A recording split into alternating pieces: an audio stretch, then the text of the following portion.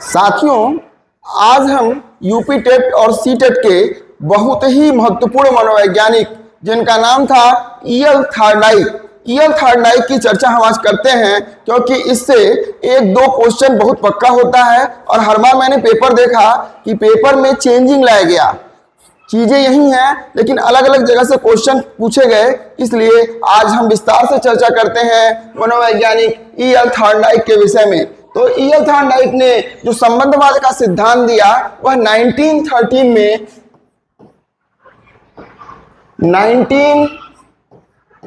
में यह सिद्धांत दिया, और जो सिद्धांत दिया वह सिद्धांत इनका बुक था एजुकेशनल साइकोलॉजी ने इसमें इन्होंने सिद्धांत दिया। और इस सिद्धांत को देने से पहले एक प्रयोग किया और उस प्रयोग के निष्कर्षों के आधार पर सिद्धांत बनाए। तो उन्होंने क्या किया प्रयोग, उन्होंने एक पजल बॉक्स बनाया और इस पजल बॉक्स में एक भूखी बिल्ली को बंद कर दिया। जब बिल्ली इसमें बंद हो गई तो उसके सामने कुछ खाना रख दिया। जब वह खाने को देखी तो वह खाना उसके लिए स्टिमुलस का काम किया और वह खाने को देख करके उछलने कूदने लगी। और उछलने कूदने से ये जो भूखी बिल्ली थी उछली कूदी और संजोग से लक बाई चांस यह लीवर है यह दब गया, और जब दब गया तो यह बिल्ली इससे निकल गई। और यह बिल्ली निकल करके कहाँ आई, यहाँ अपने फूड पर आई और भोजन को इसने ग्रहण किया।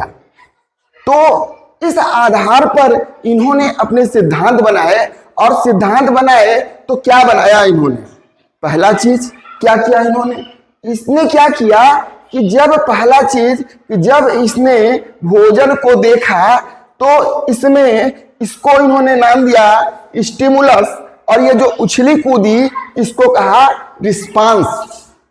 स्टिमुलस को देख करके बिल्ली के अंदर क्रिया की और बार बार क्रिया की, तो स्टिमुलस और रिस्पांस के बीच एक बॉन्ड बन गया। इसलिए इस सिद्धांत को हमने बोला क्या, बॉन्ड थ्योरी। ठीक है, इन दोनों में कनेक्शन बना, इसलिए इसको बोला गया क्या, कनेक्शनिज्म।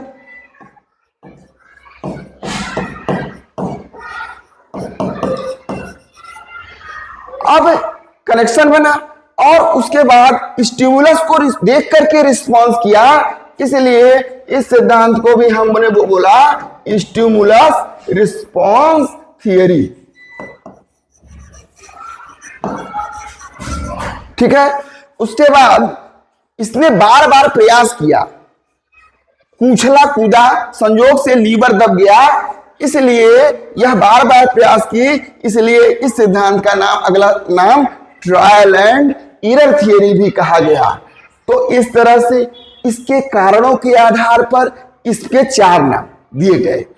प्रयोग के देखते हैं तो बिल्ली ने भोजन देखा, भोजन स्टिमुलस के रूप में कार्य किया, उछली कूदी और उछलने कूदने के बाद रिवार्ड के रूप में उसे भोजन मिल गया। जब बार बार यह क्रिया का दोहराई गई, लीवर को दबा करके कैसे भोजन प्राप्त किया जाता है यह बार बार प्रयास करके यह सीख गई, इसलिए इन्होंने अपने 4 सिद्धांतों को दिया।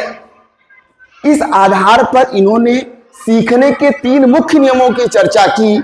उन मुख्य नियमों के बारे में हम देखते हैं कि कौन कौन से मुख्य नियम इन्होंने बताए।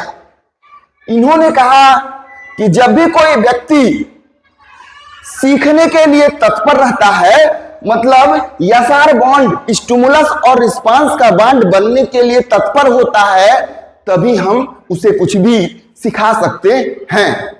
उसके बाद उन्होंने दिया अभ्यास का नियम। जैसे बिल्ली ने भी बार बार अभ्यास किया, तब उसने क्या किया, लीवर को दबा करके पजल बॉक्स को खोलना सीख गई। उसी तरह से हम अपने जीवन में भी देखते हैं कि जिस चीज का बार बार अभ्यास करेंगे वह अभ्यास करके हम उस काम को सीख जाएंगे। इसके बाद इन्होंने कहा प्रभाव का नियम। यदि सीखने के बाद कुछ रिवार्ड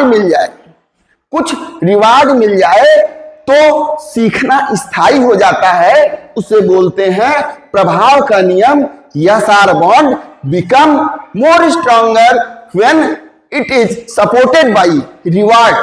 इस तरह से हमने देखा कि थॉर्नडाइक ने 4 सिद्धांत दिए और 3 सीखने के मुख्य नियम दिए। धन्यवाद।